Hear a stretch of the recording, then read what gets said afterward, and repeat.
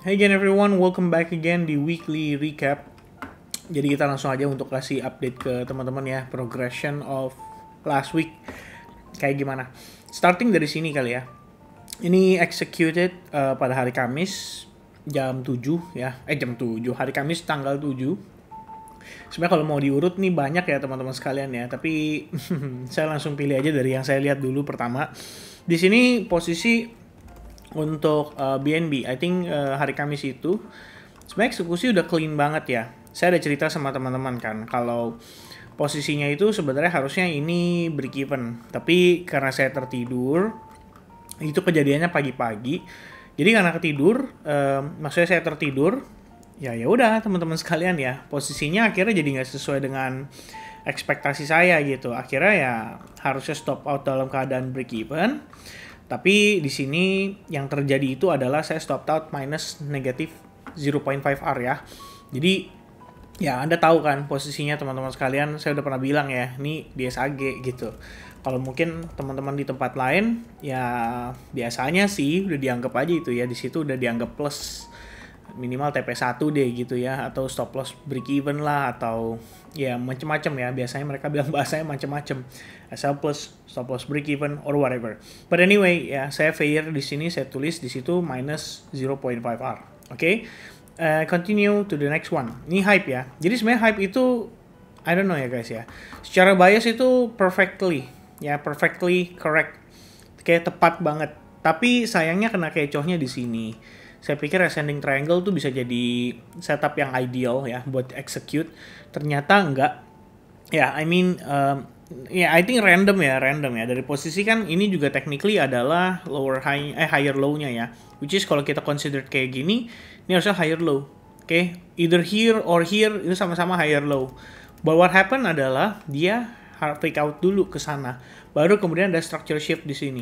Nah, sayangnya saya nggak follow up lagi. Kalau saya follow up setelah ini, mungkin ya ini dari segi timing baru proper. Di sini pelajaran yang bisa dipetik adalah kadang-kadang kita mungkin ditendang kayak gini, ya dipaksa keluar. Tapi setelah kita ngelihat adanya market structure shift baru, apakah kita objectively bisa mengatakan bahwa it is good gitu kan ya? It is good, this is a new reversal dan kita bisa utilize itu. Nah, kalau misalkan seandainya ya kita belum mungkin kadang-kadang meleng gitu ya, kadang-kadang nggak perhatiin, kadang-kadang kita ngelihat setup yang lain. Nah, itulah kenapa trading sometimes ya is not that easy gitu ya. Cuman overall untuk hype sendiri, saya sih sebenarnya cukup memiliki bias bullish ya. I mean it's been so many times ya. Saya ngelihat di sini secara setup dia udah oke banget. Tapi kadang-kadang dia memang nggak segampang itu ya untuk nge-catch teman-teman sekalian. But anyway, yeah, I've got minus 1R ya on this one. Nanti ini saya harusnya update ke Notion nih, tapi kayaknya harus nyari waktu ya teman-teman untuk bisa update ke Notion.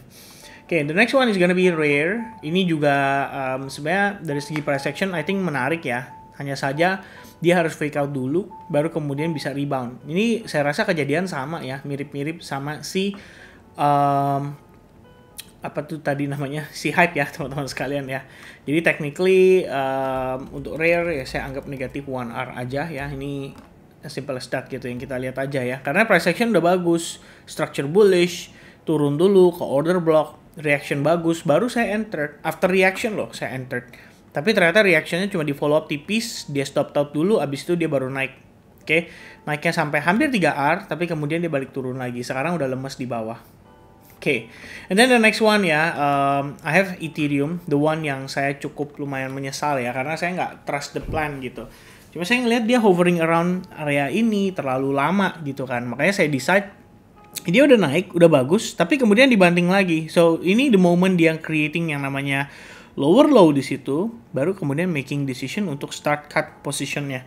Ya cutnya juga sedikit aja karena saya memang entered pada saat itu without high ini ya, without big size ya. Saya coba untuk utilize dengan small size only.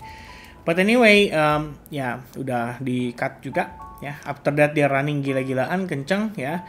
And recently sih sebenarnya ada setup lagi di Ethereum, tapi nanti kita bahasnya terpisah ya teman-teman. Oke, the next one is proof. Ini ada salah satu member kita yang catch the moment ya. catch the momentum. Saya pribadi decide untuk nge-cut karena udah konsolidasi panjang, dia breakdown. Ya, jadi saya nggak trust lagi sama posisinya. Ternyata begitu saya cut, dia konsolidasi. Habis itu naik, ya pelan-pelan baru dia nanjak sampai tembus 3R. Ini prosesnya menurut saya terlalu lama. Oke, 2 hari 8 jam. Kita udah pernah bahas sebelumnya. Kalau misalkan harga itu konsolidasi di order block, bisa menjadi pertanda kalau there's not enough demand ya untuk next move-nya. Makanya saya decide untuk cut. Dan saya cut itu ya riskingnya sekitar 0,6 ya, lebih kurangnya dari yang harusnya 1R. And then the next one adalah TRX, ya ini nggak terlalu banyak yang dibahas. Saya memang mengambil prinsip trading yang di sini tuh lebih mengarah ke agresif ya. Ini pada tanggal hari Jumat ya. Ya di situ saya lebih mengarah ke agresif. Jadi decision makingnya sebenarnya begini guys. Saya lihat posisi breaking out ya dari resistance, and then decide untuk set order ya, lebih kurangnya. Saya nggak bisa dibuka nih teman-teman ya.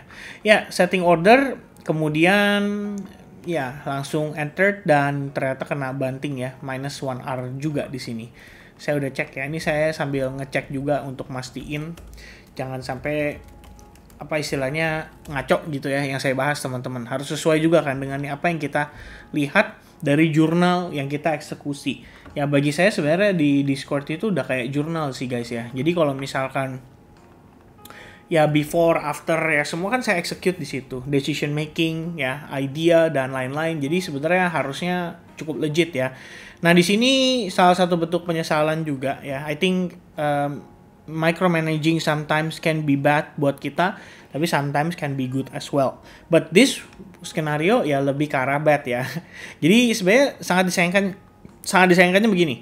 Kita ngeliat harga naik, pam, kenceng, right? Ini udah above 1R I guess ya, udah hampir 1,5 gitu. Habis itu dia balik. Kelihatan dong momentumnya melemah gitu kan. So decision making saya sederhana. Close aja dulu setengah. Oke, setengah di break even. Ternyata sisanya dia turun lagi, break dari trend line. So apa yang saya lakukan? Ya of course saya akan cut gitu. Ini wajar dan sangat normal. But after that dia rebound. Ini yang menjadi permasalahan. Adalah harusnya saya bisa secara objektif memanfaatkan apa yang saya lihat di sini. Oke, memanfaatkan apa yang saya lihat di sini ya. Tapi sayangnya saya decide untuk nggak coba follow up dan ya boy lah ya, running di atas sampai atas teman-teman. Ada entry lagi tapi itu kita bahas terpisah ya. But for this one, karena separuh saya cut di break even, separuh lagi baru saya cut after dia break gitu ya. Ini technically ruginya sedikit aja sih, 0,25. Nempel nggak tadi? Oh nempel, pada nempel guys. Oke, 0,25. Oke, and the next one is gonna be Alpine. Alpine, I think ada di scalping agresif, teman-teman bisa lihat ya. Ini decision makingnya menurut saya dua-duanya udah bagus, tapi yang kedua ini sih saya memaksakan ya. Entered-nya tuh after ada confirmation di candle time frame besar ya, kayak 4 jam. So saya negosiasi setengahnya, ternyata dikempesin lagi teman-teman.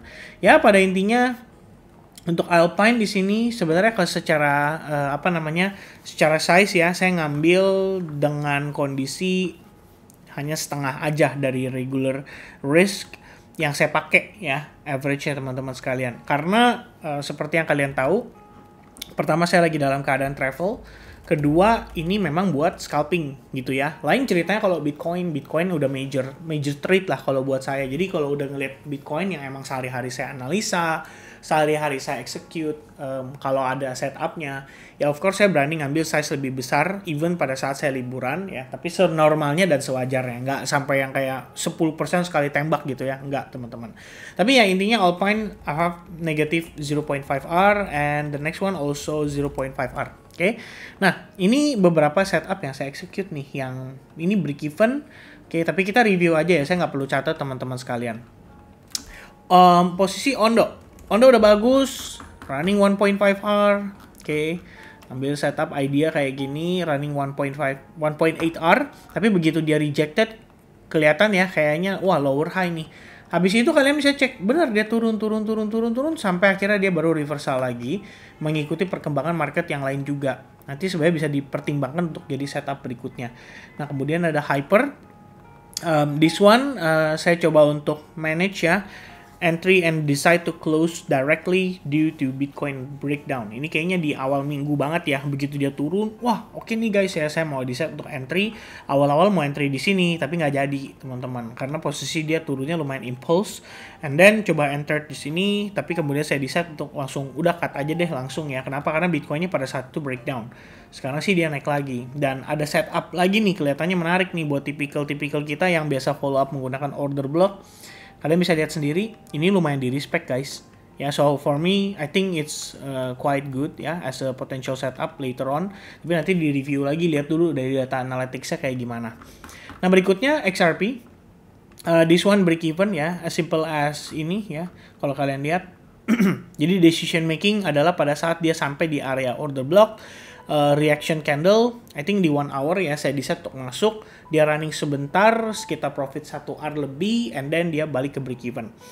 The next one is Solana, ya. I think untuk XRP by the way tadi saya SL-nya langsung ya teman-teman, jadi bukan yang tipikalnya set SL, tapi saya langsung begitu lihat dia balik ke entry point, saya bilang sama teman-teman waktu itu untuk mitigasi, dan saya decide untuk out dulu ya, karena dia balik ke break even gitu kan setelah running cukup baik. Nah yang Solana ini lumayan sakit hati sebenarnya, karena saya lagi semalam itu posisinya kemarin ya, posisinya tuh lagi di luar. Udah sempat running hampir hit my target profit, but then dia balik ke break even. Habis itu dia naik lagi sekarang menuju ke target profit. Ya udah ya, it's part of the game. I'm enjoying it teman-teman sekalian, dan ya seperti yang kalian lihat, artinya tidak ada yang sempurna ya guys. Sometimes kita salah, sometimes kita tepat, tapi ya that's part of the game. Nah yang ini saya decide untuk cut. Jadi decisionnya awalnya adalah sell short ya. Kita tahu di sini posisi price actionnya kayak gini. Kita ngelihat dia start ada rejection, and then dia start breaking down. After breakdown ini saya decide untuk masuk on the retest. Ternyata harga balik lagi naik ke atas. Nah begitu SNR-nya di reclaim, di situ saya decide untuk cut. Oke, semua setup ini ada dan bisa diteliti lewat channel masing-masing, right? Oke, so that's the losing trades teman-teman sekalian. How about the winners ya? How about the winners ya? The win. Oke, kita bahas di sini BTC dulu ya, karena kebetulan di sini nih yang saya bahas nih, kebetulan banget langsung ada di sini. Ya, ini setup di execute during the weekend. Oke, sebenarnya ada alasan untuk kita close ya secara keseluruhan seluruh setup itu kemarin. Dan ada istilahnya, bisa nggak Steven di maintain kayak begini gitu? Bisa aja, tapi kita tahu pergerakan kemarin itu during the weekend. Ya kan, sometimes nggak seindah ini guys ya, sometimes nggak seindah ini, sometimes Senin itu bisa jadi momen-momen manipulasi yang bener-bener sangat-sangat agresif. Oke, momen-momen dimana para whales itu biasanya ngumpulin duit di situ, tapi kenyataannya kali ini berbeda ya. Untuk saya posisi di Bitcoin sendiri, I think saya totally out itu semalam atau kemarin sore ya, I can't remember it ya, to be honest. Coba saya double check dulu teman-teman sekalian. Ya, decide to enter itu di jam 2 subuh ya. Setupnya sampai pagi sebenarnya masih ada kesempatan buat teman-teman entry, karena dia sempat konsolidasi dulu di area entry. And then running kenceng banget ya. Setup hit 3R, 3,5R ya, by setengah 11 siang. And then dia running lagi up. Ya, terus saya decide untuk TP full karena saya juga aktivitas di luar, jadi saya nggak bisa pantau ya. Kalau saya lagi di rumah, mungkin pertimbangan ini untuk saya hold, saya bisa sih ya, karena memang ngelihat posisinya relatif bagus gitu kan, dan kita berpatokan dari higher time frame, serta momentum ini tuh menurut saya cukup agresif during the weekend loh, jadi bisa banget untuk mengundang FOMO orang-orang masuk gitu ya. And then kita punya gas ya, ini instant take profit ya. Jadi begitu tap 0,79 konsolidasi sebentar, kemudian langsung nanjak, habis itu langsung dibanting. Ini menurut saya rawan ya, rawan kena break even lah. Kalau misalnya teman-teman nggak set TP, I think mostly-nya pasti kenanya malah di break even sih. Tapi untuk posisi secara setup, trading plan ini benar-benar sesuai ya. Order block, imbalance, testing ke 0,79 juga. Enter di situ cuma set by limit, and then dia naik testing 3R di area previous high atau previous resistance, and then rejected. Ya, setup wise is very nice. Oke. Nah, di sini TRX ya, ini juga posisi menurut saya relatif oke untuk saya pribadi, teman-teman sekalian. I've got around 3.25R ya, jadi ini coba untuk maintain. Pas banget kamu bisa cek ya, puncaknya di mana? Di sini guys ya. Naik, selesai, habis itu dia turun, habis itu naik lagi tapi nggak jauh.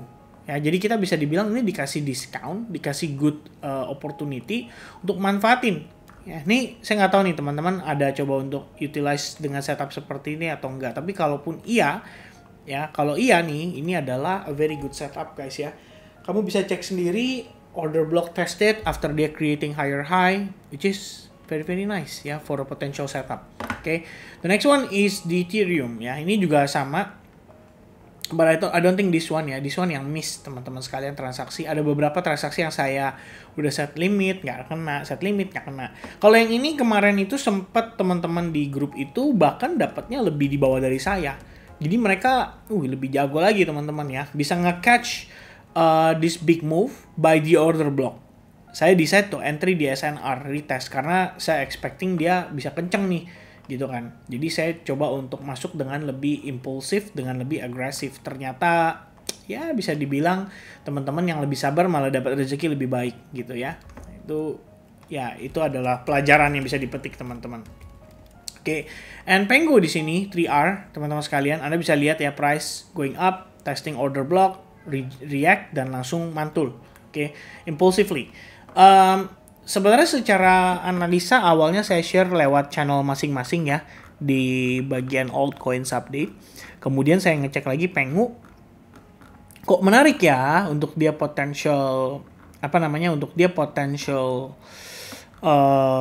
setup gitu kan. Jadi begitu saya double check, wah ini oke banget gitu kan. So I decide to take a trade di sini dan ternyata performance-nya cukup baik ya. 3R langsung di besokannya gitu. Ini saya entered masuknya subuh, paginya udah langsung hit target profit ya. So that one was very nice. And the next one is BNB. Oke, di sini saya sebenarnya bisa sabar untuk nunggu sampai bener-bener take profit, tapi ya karena saya lihat juga wah udahlah ya pas di sini posisinya. Saya juga udah subuh itu karena memang mau flight ya, persiapan untuk flight juga. Saya flight itu hari Jumat kan, pagi ya teman-teman. Kemudian Sabtu udah di Danang, Minggu udah di Danang. Nah hari itu ya udah saya bangun cek, wah daripada saya nggak kepegang kan ya. Terus kayak, oh ya udahlah beda 0,15 doang daripada saya nyesel gitu kan. Ini sebenarnya sih nggak sampai 0,15 ya, tapi malah lebih sih karena expecting 3,3. Awalnya target saya di minus 0,27. Cuma begitu saya cek, yang lain juga dapat. So yeah, I think it's a good setup ya teman-teman sekalian. Karena begitu sih kita ngeset ini malamnya di BNB update, kamu bisa cek itu di sekitaran BNB update itu di sekitarannya berapa ya? Jam 22,2 ya, 22,2 jam 22 lewat 20 menit. Saya akan coba lagi di BNB, saya masuk ke price actionnya, semoga ada kesempatan ya. Begitu set entry, di tap langsung dengan jarum. Habis itu langsung perform dengan baik sekali. And I also have Orca ya teman-teman. Orca ini salah satu setup yang sebenarnya bisa dipanjangin. Tapi saya decide untuk tidak karena memang awalnya scalping agresif kan. Goalnya adalah untuk coba entry dan exit dengan cepat gitu. Tapi beberapa kali kalau teman-teman missing out, Anda bisa masuk di sini. Anda lihat dia naik lagi, Anda bisa masuk di sini. Anda lihat dia naik lagi, Anda bisa masuk di sini. Walaupun di sini mungkin end up-nya break even ya, karena setelahnya dia turun gitu. Tapi kamu bisa cek all of the order block setup, extreme order block especially ya, during this moment, itu benar-benar ngasih good performance. Ya, saya di sini sebenarnya setupnya 3R, tapi saya nge-entered itu dengan size lebih kecil di 0,75 teman-teman. So saya out di Orca itu overall di angka 225 ya, but still not a bad setup. Ya, ini setup yang bisa diulangin, yang bisa di-repeat teman-teman sekalian. Oke, the next one is gonna be TRX ya. Ini TRX ini sebenarnya saya ambil itu udah dari minggu lalu ya teman-teman sekalian ya. Tapi awalnya saya nge-share ini juga bukan dalam bentuk trading plan, benar-benar trading plan. Saya share ini dalam bentuk outlook. Oke, ini di hari Minggu teman-teman. Saya double check dulu ya.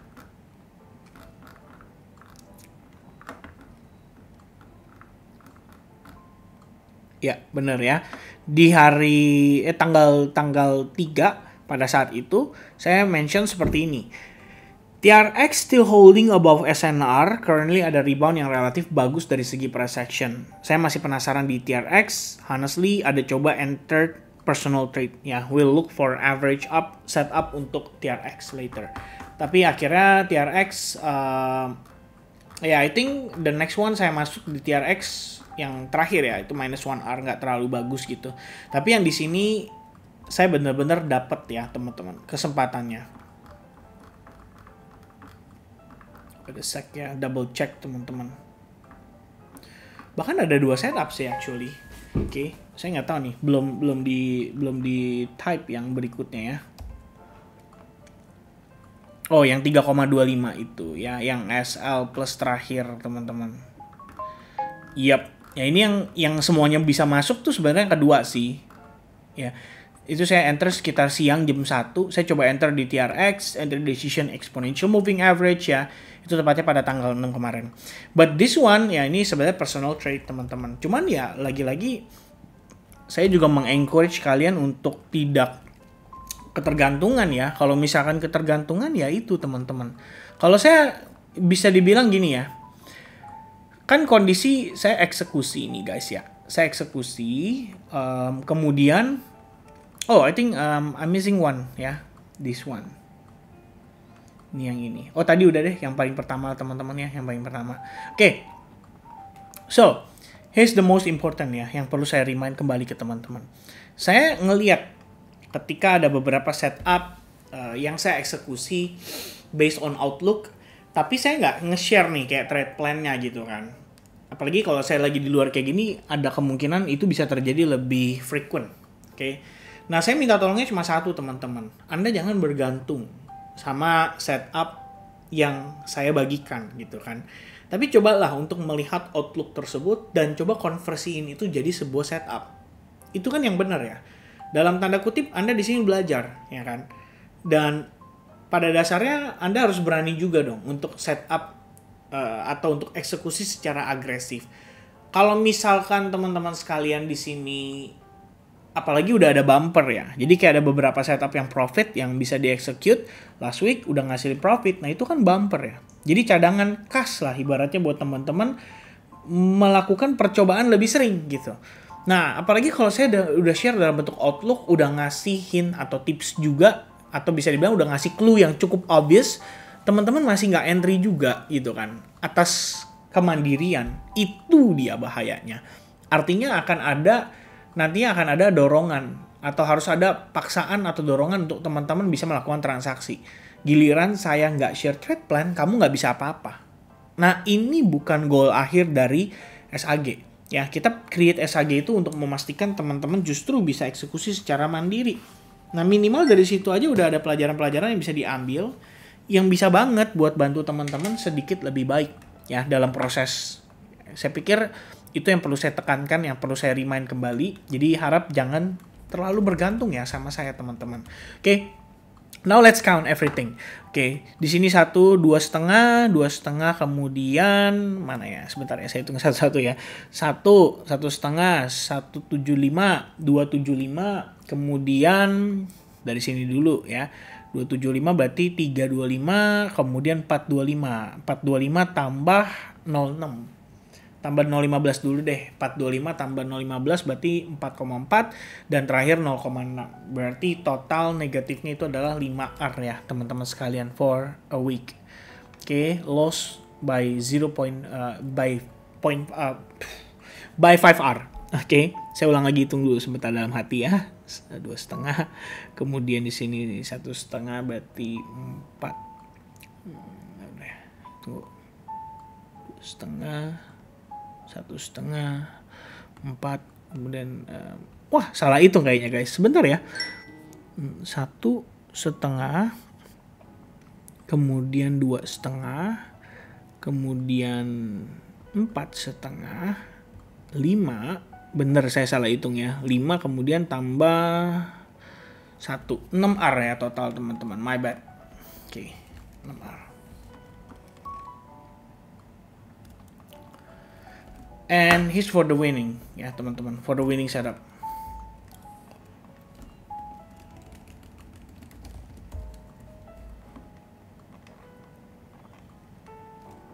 How about the win?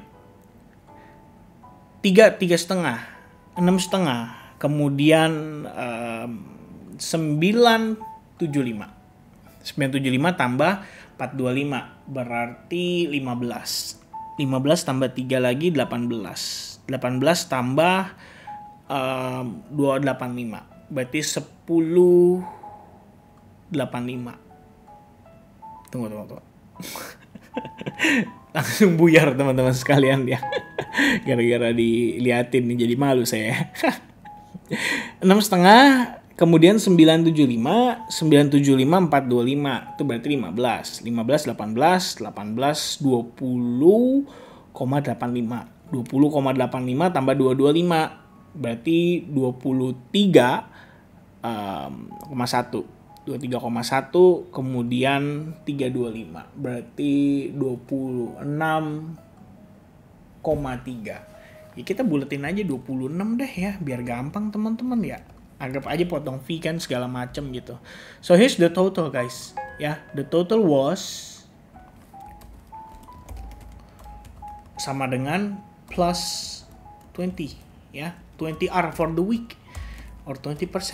Isn't that good guys? Of course lah ya.